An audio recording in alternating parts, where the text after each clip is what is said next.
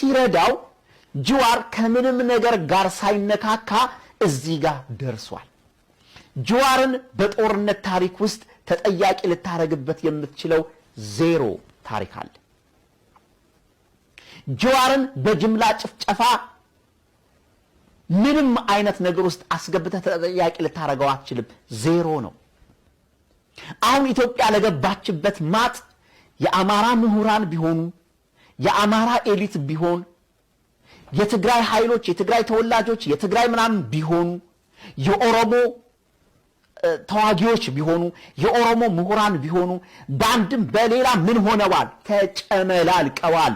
አሁን ስልጣን ላይ ያሉት እነዚህ ሰዎች ከተጨመላለቀው ፖለቲካቸው በጀዋር አማካኝነት በጀዋር ምርጥ ሐሳብ አማካኝነት የሚጠየቅ ተጠይቆ ህግ የበላይነት አግኝቶ በድርድር በእውቀት በስምምነት የጀዋር ሐሳብ ፖለቲካን እንደ ፖለቲከኛ በመፖትለክ የፖለቲካን የበላይነት የእውቀትን የበላይነት በማስምጣት የጀዋርን ሐሳብ የሚከተሉ ሰዎች አብረው ሆነው የኢትዮጵያ ተስፋ መሆን ይችላሉ።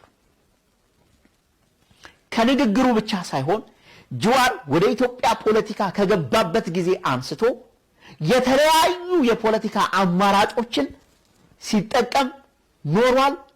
ስትራቴጂ አውጥቷል፣ ሰርቶለታል። በሆነ ወቅት ላይ ደግሞ በቁማሩ ተበልቷል።